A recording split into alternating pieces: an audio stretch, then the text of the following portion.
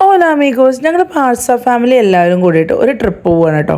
5 ഫാമിലിയും കൂടിയിട്ട് ഞങ്ങൾ എല്ലാ വർഷവും ഒരു ട്രിപ്പെങ്കിലും ഇതുപോലെ ഒരു സ്റ്റേക്കേഷന് പോകാറുണ്ട്. ഞങ്ങൾ എല്ലാവരും ബാഴ്സലോണയുടെ പല ഭാഗങ്ങളായിട്ട് സ്പ്രെഡായിട്ട് കിടക്കുന്നതാണ്. അപ്പോൾ പോകുന്ന വഴിക്ക് ഏതെങ്കിലും ഒരു പെട്രോൾ പമ്പിൽ വെച്ച് എല്ലാവരും കൂടി ഒരുമിച്ച് മീറ്റ് ചെയ്യും. ബ്രേക്ക്ഫാസ്റ്റും ലഞ്ചും ഒക്കെ എന്തെങ്കിലും സാൻഡ്വിച്ചോ റോളുകളൊക്കെ ഞങ്ങൾ പാക്ക് ചെയ്തെടുക്കുകയാണ് കേട്ടോ പതിവ്. അപ്പോൾ നമുക്ക് റെസ്റ്റോറൻറ്റിൽ ടൈം സ്പെൻഡ് ചെയ്യണത് കുറയ്ക്കാം. ഇതുപോലെ കുറേ നേരം നമുക്ക് ഓപ്പൺ ആയിട്ട് എവിടെയെങ്കിലും പോയിരുന്ന് നല്ലോണം വർത്താനൊക്കെ പറഞ്ഞു തന്ന് കുറേ വിശേഷങ്ങളും ട്രോളുകളൊക്കെ ആയിട്ടിരുന്ന് നമുക്ക് എൻജോയ് ചെയ്ത് കഴിക്കാം. അപ്പോൾ അത്രയും സമയം നമുക്ക് വേസ്റ്റ് ആവില്ലല്ലോ. നമ്മൾക്ക് ഈ പാർക്കിങ്ങിന് വേണ്ടിയിട്ടും ഹോൾട്ട് ചെയ്യാനൊക്കെ സ്ഥലങ്ങൾ നല്ല അടിപൊളിയാണ് കേട്ടോ. ഇതുപോലെ അരുവിയൊക്കെ ആയിട്ട് ഇത് ഫ്രാൻസിൽ ഞങ്ങൾ പോകുന്ന വഴിക്ക് കണ്ട ഒരു സ്പേസ് ആണ്. ഭയങ്കര അടിപൊളിയായിരുന്നു കേട്ടോ കാണാനായിട്ട്. ബാഴ്സലോണയിൽ നിന്ന് സൗത്ത് ഓഫ് ഫ്രാൻസിലേക്ക് ഡ്രൈവ് ചെയ്യാൻ വേണ്ടിയിട്ട് ഏകദേശം ഒരു 2-3 മണിക്കൂറാണ് എടുക്കുന്നത്. ഞങ്ങൾ 3-3.5 മണിക്കൂർ ഡ്രൈവ് ചെയ്ത് അവിടെ ഒരു Airbnb ബുക്ക് ചെയ്തിട്ടുണ്ട്. ഒരു റൂറൽ ഏരിയയിൽ ഒരു വില്ലേജിലാണ് ഞങ്ങൾ Airbnb ബുക്ക് ചെയ്തിരിക്കുന്നത് കേട്ടോ. പോകുന്ന വഴിക്ക് നമ്മൾ ഏതെങ്കിലും ഒരു ടൂറിസ്റ്റ് സ്പോട്ടിൽ എപ്പോഴും പോയിട്ട് പോവേ.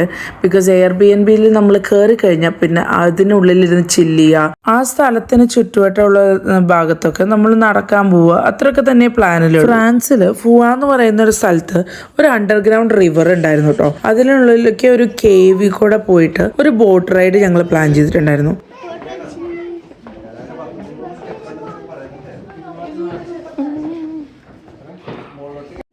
ഈ കേവിനകത്തേക്കൂടെ നടക്കുമ്പോൾ നമുക്ക് കുറേയും കൂടി ഇൻട്രസ്റ്റിംഗ് ആയിട്ടുള്ള കാര്യങ്ങൾ കാണാം കേട്ടോ.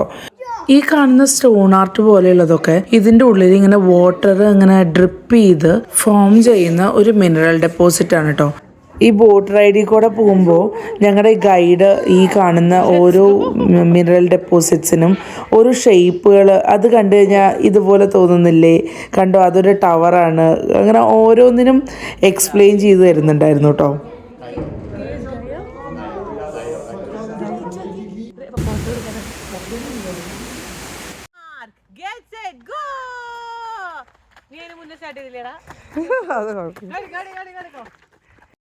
ഈ ഒരു സ്റ്റേക്കേഷൻ്റെ മെയിൻ ഉദ്ദേശം എന്ന് പറയുന്നത് എല്ലാവരും കൂടിയും ഒരു നല്ല മൊമെൻറ്റ്സ് ഷെയർ ചെയ്യുക എന്നുള്ളത് തന്നെയാണ്.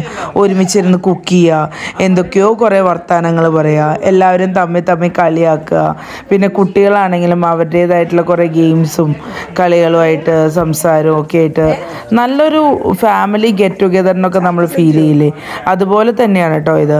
ശരിക്കും നമ്മുടെ ബാഴ്സ ഫാമിലി എന്ന് പറയുന്നത് ഒരു എല്ലാവരും കൂടി ഒരുമിച്ച് ഒരു ഓളം. കുറേ ഇടയ്ക്കിടയ്ക്ക് വീക്കെൻഡ്സിനൊക്കെ പലരുടെ വീട്ടിലും ഈവനിങ്സൊക്കെ കൂടുന്നുണ്ടെങ്കിലും ഇതുപോലെ ഒരുമിച്ചിരുന്ന് കുക്ക് ചെയ്ത് ഒരുമിച്ച് താമസിച്ച് അത് വേറൊരു ഫീൽ തന്നെയല്ലേ. ഏതോ ഒരു പുരാതന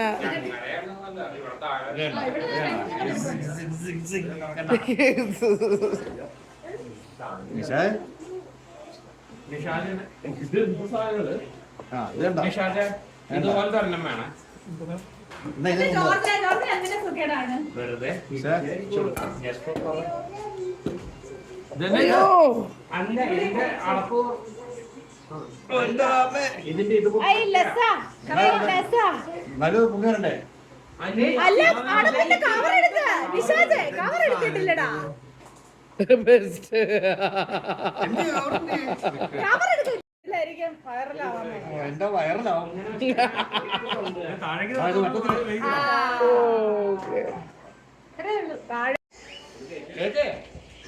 ഒരു ഗ്ലാസ് കൂടെ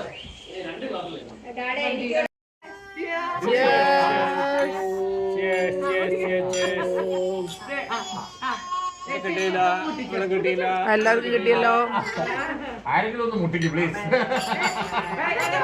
ഇതുപോലെ എല്ലാവരും കൂടിയിട്ട് അടിച്ചു പൊളിച്ചിരുന്ന് വർത്താനൊക്കെ പറഞ്ഞ് എപ്പോഴാണ് ഉറങ്ങിയെന്ന് യാതൊരു ഓർമ്മയില്ല കേട്ടോ.